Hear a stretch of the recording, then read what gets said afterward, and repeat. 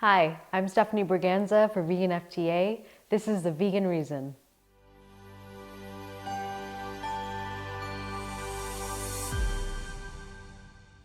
Hi everyone. Today I'm with Vikki Lenola. She is a model, an activist, and the founder of the Vegan Fashion Show. And I'm a huge fan of hers and really wanted her to be on today's show. So Vikki, before we get into the Vegan Fashion Show, I wanted to get a little bit more info on your background. Okay, yeah, thanks for having me here. And I wanted to say I am a big fan of yours as well. About 10 years ago or so, I was doing pattern drafting and dressmaking. I was the exclusive supplier for bridal accessories and bridal veils and things like that for a bridal boutique in Cambridge, Ontario. And then I had a friend take me to my first fashion week, and I was backstage and I just got all caught up with the glitz and glam. And I decided to start modeling instead. I actually got mistaken for a model because I'm so tall, I'm 5'10", so that's understandable. I went to school for environmental studies as well as business, and I did an effective altruism fellowship at UCLA. I do a lot of volunteering and activism as well, either online or in person, and I also have my public relations agency right now. Being a model and sometimes you might have to wear fur, sometimes you have to wear leather. Like, how did you deal with that as a model? There's a lot of fashion modeling agencies that'll actually have on the registration form, like, will you wear fur? And, if you pick no, obviously that's going to cut down on the kinds of jobs that you can have. For me, because I do this like somewhat full-time, I do fashion, glamour, promotional, and go-go dancing. So I'm just going to use an example from go-go dancing because that happened recently. There was a costume that we were wearing and it was like so many feathers. And actually a lot of the girls thought it was fake. So that's one misconception about, what's out there. And so I stayed up all night. Well, I'm up at nighttime usually anyways, but I stayed up for hours making a whole bunch of fake feathers. And, I haven't been hired for this ongoing gig since. I kind of got in trouble for this, but I just wanted to show people that you can make fake feathers. Like, I feel like there's a vegan version of everything. Yeah. And maybe I should have said to them, I can't take this job, but I was like, I'm going to show them. And so, it did affect me in that way because, like, ever since then, like I said, I haven't been hired for that gig. And I was also told, like, you're now a backup dancer. You're not one of the main dancers on the roster anymore. But that's fine. I don't see it as, I lost out on something. I don't want to be promoting that stuff anyhow. I want to be promoting the brands and the businesses and the organizations that are, kind to animals. And I think it's very important for models these days to understand that these days you can actually take control in marketing yourself. And I think it's very important to be firm in your morals and just make sure that your branding aligns with that. Yeah. Wow. That's like amazing that you took that initiative and tried to like change things yourself. How did you make vegan feathers or fake feathers? Like, what did you use? So, Instagram is a very handy tool. So I just, hashtagged like vegan feathers. And luckily, because I did sewing before, I already had, my sewing kit and all of this stuff. I actually have too much sewing supplies right now. But so I actually had some like scrap fabric and I put some like some thin like wire material in between the feathers, and like I kind of like cut them and like frayed the ends, and I put like multiple layers on it to give it some like depth. Yeah, so you put a lot of work into it too. Wow. And only have to wear for like a total of 1 hour, but it was worth it. Yeah. That almost sounds like you accidentally being an activist in a way. That was like one of your maybe first forays into activism. So then my next question to you is, when did you decide, you want to do more than just be vegan? You want to be more outspoken about this? It's like the same reason as why I started. I couldn't continue living my life like this.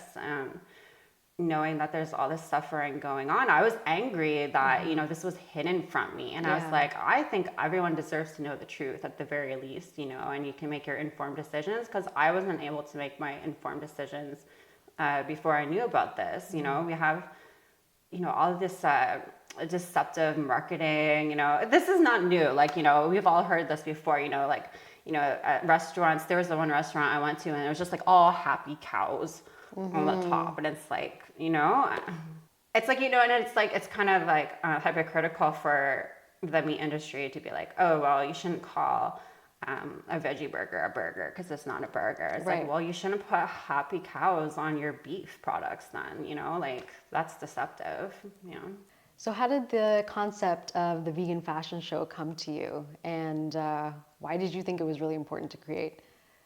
Okay, so, I think like activists around the world, we just hear these common questions, like, what if you were on a deserted island and where do you get your protein and things like that? And so one of the questions that I would get a lot doing outreach for fashion was like, well, aren't you wearing leather shoes?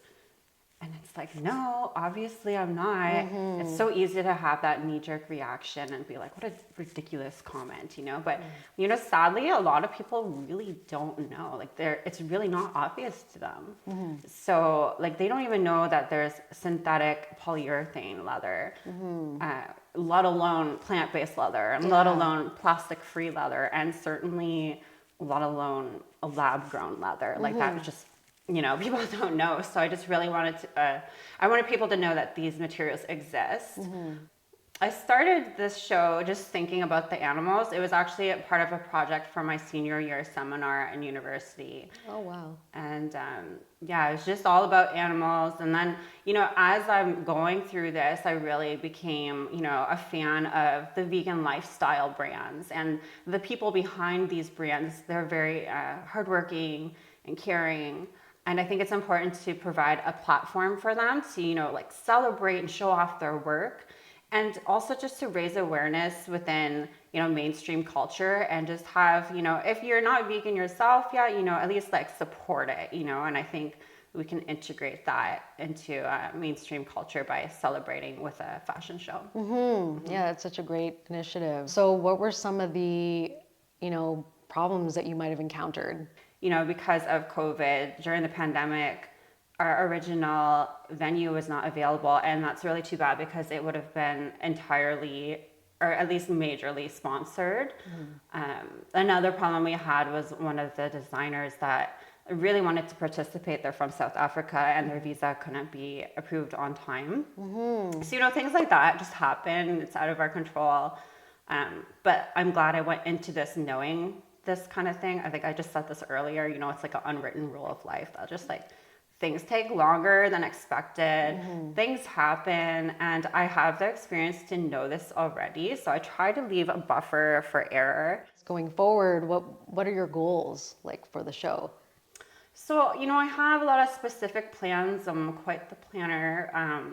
But really just building upon, as far as goals, building upon what we've already started and just getting better at our mission, which is to celebrate and elevate vegan fashion brands through facts, fundraising, and fun events. And, our vision is to really have an informed and compassionate fashion industry. So just anything we can do to work towards this vision. What big brands have been taking notice of ethical fashion? Besides fast fashion brands, all the other big brands are taking notice. And it's not necessarily because they care. It's because it's going to affect their bottom line, because ethical fashion is being talked about more and more. It's becoming more and more, in the media, and it's something that consumers care about. So they have to take notice, really. Yeah. And I'm hoping this is what we can do with vegan fashion as well. So ethical fashion, we think about vegan clothes, we think about people being treated properly when they're making the clothes. Is there anything else that constitutes vegan fashion? So ethical fashion, we can really look at as three things together. So considering people, animals, and the planet, because, we want to consider fair wages for people. We also want to consider, pollution in the environment, and then also being kind to animals. So we can put these all together in, one ethical pie, if you want to call it. Collective Fashion Justice, this organization, they call it Total Ethics Fashion. So at the Vegan Fashion Show, we actually had a lot of our graphics made by Collective Fashion Justice, and we gave every single guest a really thorough booklet about total ethics fashion as well. So everyone went home with one of those. I think if you want me to take you seriously as an advocate for reducing plastics, I hope that you don't eat fish then, because fishing gear is one of the biggest, if not the biggest, plastic polluters of the oceans. So, I don't think you can be a hypocrite and be like, vegan leather this, and then you're eating away your fish. But with that said, again, I'm not saying that polyurethane leather is the answer. We have a lot of plant-based leathers, and right now we have a lot of plastic-free leathers coming out that are vegan, a lot of innovative materials that I'm really excited about, and we're going to see them become more and more commercially available as time goes on. So as far as leather alternatives, we have a blog post up right now on our website, and it's 25 alternatives to leather. So some of these include a lot of plant-based leathers. They are, like there's cactus leather, there's corn leather, there's leather made from strawberry waste, and we have Mirum, which is 100% biodegradable and recyclable, 100% plastic free. We had a lot of materials that are not even commercially available yet at our show too. There is one from Buka Bio is the brand, and their new material called Shore is coming out spring of 2023. That's also plastic free. So yeah, it's just really exciting to see all of the plastic free alternatives that are much better for the environment these days. So everyone knows that fur isn't vegan. What do you think would be a surprise to people to know is also not vegan? So I think a lot of people don't think about their shoes, and maybe the leather is obvious, but the glue in our shoes is often animal derived. And so I think to see what is vegan or not, I actually look for clear communication, like saying like this is vegan, because how else are you supposed to know? Because they often don't transparently list the exact ingredients in like the glue of your shoes, right? So it's definitely easy to overlook that. So how can people help vegan fashion grow? Okay, this is a great question. I think the very first thing that I would recommend is to just empower and educate yourself with credible information. I'm looking at credible resources such as the Collective Fashion Justice Organization's website and social media. You can also watch the documentary Slay. This is available on Prime, on iTunes, and free on Waterbear. We also have some resources available on our website, on our materials blog.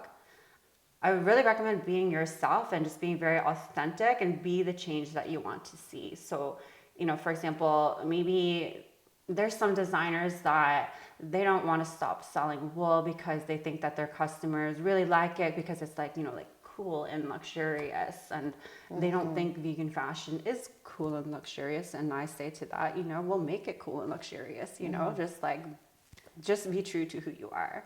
As far as practical things that you can do, I would say, supporting nonprofits, because they have, there's so many of them, and they all have strategic plans. So any way that you can support them, whether by joining their newsletters and following them on social media, or volunteering, or donating, or just even talking about their causes is very helpful. So, you were speaking about nonprofits, and, recently we just went to an animal sanctuary, and you drove like a long way. You drove like 5 hours one way to get there. And it kind of made me wonder, like, why was doing this so important to you? Yeah, that was a really crazy drive. I wasn't expecting it to be that long, but it was worth it. And luckily the way back was only 3 hours. So 8 hours to see some piggies. So it was really worth it. I think because we're just so busy, a lot of us, in our day-to-day life. And I think it's important to, stop and smell the roses. And, I wanted to carve out some time to visit my why, because these animals really are my why. It's why I do the things I do, all my activism and things like that.